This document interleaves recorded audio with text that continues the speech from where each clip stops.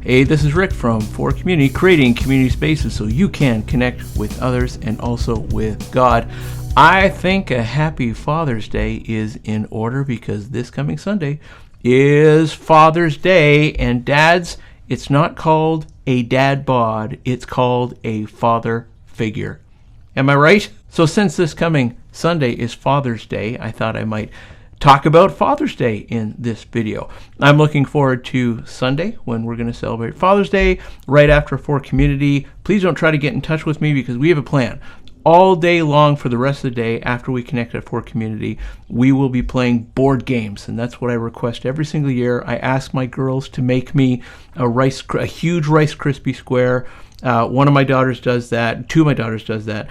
And one of my daughters, or two of them, draw these chocolate art pictures on top of it, and it's wonderful. And then we play board games for the rest of the day, and at one point they get tired, so we watch some kind of Star Wars thing. That's my plan. If you're watching this video with someone, pause the video and share with them your favorite Father's Day memory or your favorite Father's Day plan that you love to do every single year. For this video, we're looking at Galatians chapter 6, verses 1 through 2, just 2 verses. It helps to capture an idea that I want to try to set up through the text here. Dads, we are both strong and weak. We're both. That's not a failure, it's the norm. So on Father's Day, I'd like us to consider this. What can I do, what can you do to embrace both who I am in my strengths and also who I am in my weaknesses? Because if I can embrace both my strengths and my weaknesses, then that gives me a better picture of who I really am, and it just makes me a healthier kind of dad.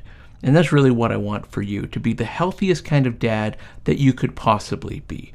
Galatians chapter 6, verses 1 through 2. Dear brothers and sisters, if another believer is overcome by some sin, you who are godly should gently and humbly help that person back onto the right path. And be careful not to fall into the same temptation yourself.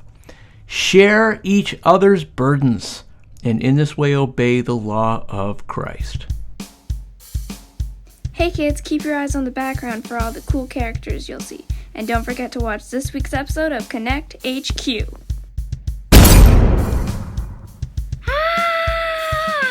Oof. Dads, let's talk about something that's going to keep us healthy, and frankly, that's going to help everybody, including the moms, including single people, all the people. This is going to help us out, but particularly I want to talk about dads. You are both weak and strong. You're both. You're not just one, you're both. Your health, your greatness, your awesomeness, your effectiveness, it doesn't come from you being the strongest at whatever it is you're doing in every area of your life. It comes from you being strong and weak, both, embracing both and knowing how to use both, knowing how to flow in your strengths and also knowing how to flow in your weaknesses and what to do with your weaknesses. Now, here's the problem that some guys have when we're trying to embrace ourselves both as strong and weak together. Typically, men are help avoidant. We don't necessarily like to embrace the weakness of us because it means we need a little help, and men are typically help avoidant. If I need to embrace my weakness along with my strength, that means that I might need to reach out for help, and I really don't want to do that. Now, I've studied this a little bit in my grad degree, and I've discovered that there are 2 reasons why men in particular, are help avoidant. First of all, we hate being in a one-down relationship. We hate it when we feel like somebody has power over us and we've lost our autonomy. That sucks for us. We avoid that at all costs.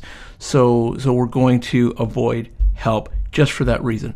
The second reason is because we actually prefer to be in a reciprocal kind of relationship where you will help me and I will also help you at the same time. Okay, we want it to be reciprocal. Unfortunately, when we acknowledge that we're weak somehow and we reach out for help, we find that often puts us into a one-down relationship. And so we've got this unspoken ledger of merit going on in our heads, and we have some red in our ledger, and we think, oh man, now I owe this person something, and we don't like that. We don't like the one down relationship. We don't like feeling like we're weaker. We want it to be reciprocal. Now, this applies to many areas of our life, but there's two in particular that stand out to me. Men are typically not the first ones to want to go to church, because that may put them in a one-down relationship, as though they are lesser and somebody else in there is more, and it's a loss of autonomy. That's partly why. There's lots of reasons why, but that's partly why men are not the first ones to want to go to church, typically. Also, men are typically not the first ones to seek therapy, because the perception is that therapy puts them in a one-down relationship as well. And it's not true, but the perception is it does. So they tend to be help avoidant. Now, there's one time in a man's life, regardless of the man, where this one-down, this help avoidance thing completely diminishes. We seek help when we are caught. True story, right? This is real stuff. I mean, the wife catches us doing something that we shouldn't be doing. The kid's behavior draws attention back to our parenting, or we get in trouble with the law. When we're caught, suddenly that fear, or that, not fear, I guess, that disdain, that hating the experience of being in a one-down relationship, that totally goes away. Because then at that point, we start reaching out for help. Now, on the flip side of that, we see men thriving in groups. Men tend to like being in groups somehow.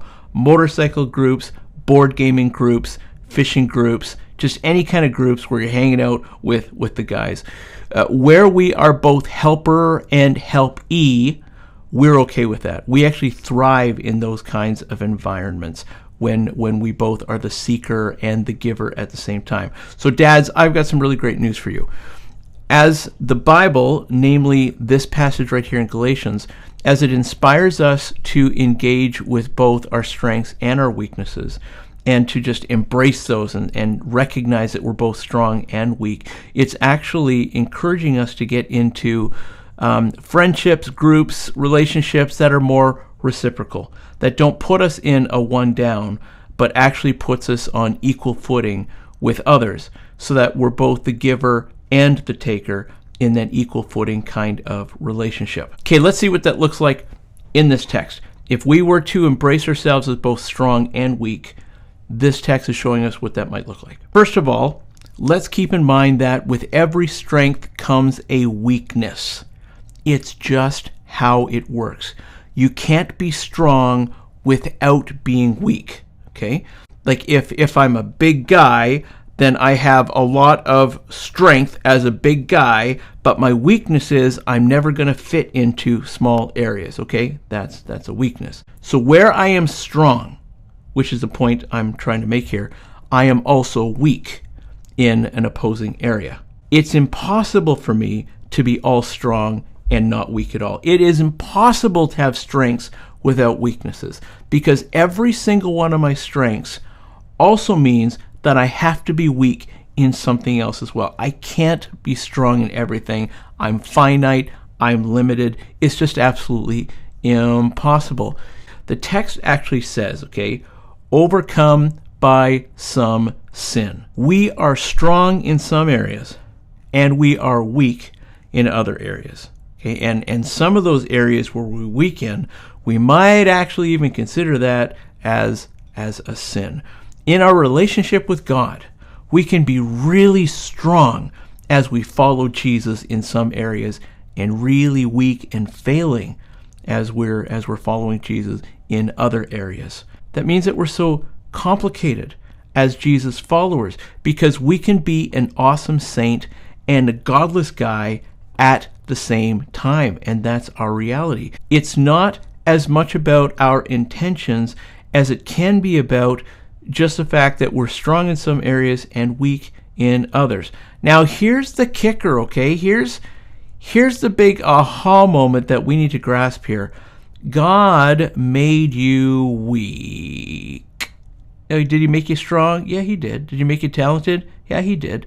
But he didn't make you all strong. He didn't make you all talented. So along with the strengths that God created into us, the weaknesses are also created in there as well. It's His design. It's our plan for us to not be able to do life alone. It's God's plan for us to need reciprocal relationships, to be within community, to lend our strength to others and receive the strength that others have for us. This is God's design. He created us to need others. He created us for community. Your weaknesses are normal.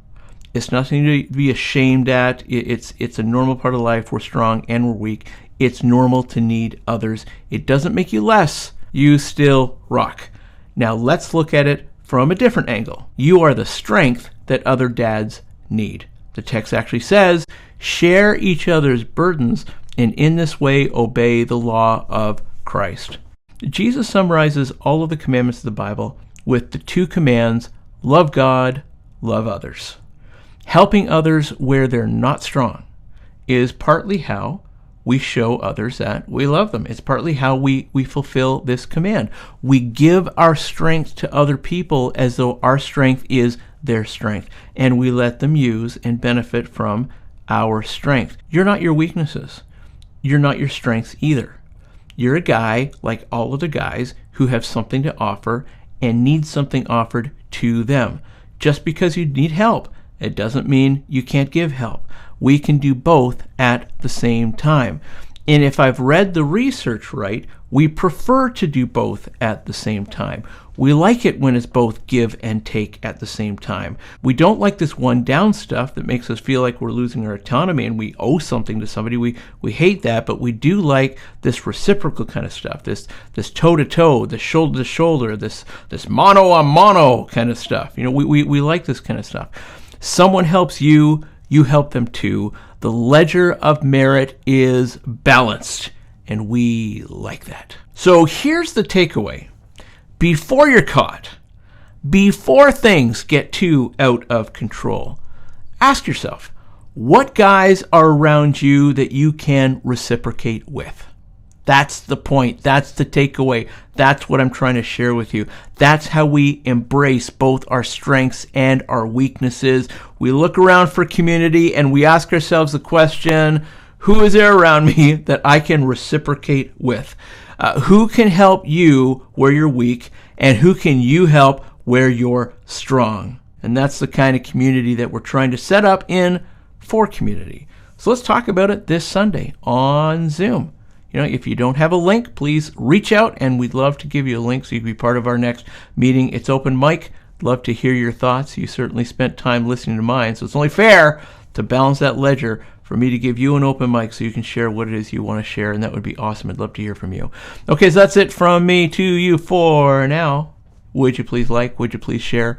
Would you please subscribe? Thank you so much for doing that. That's so awesome.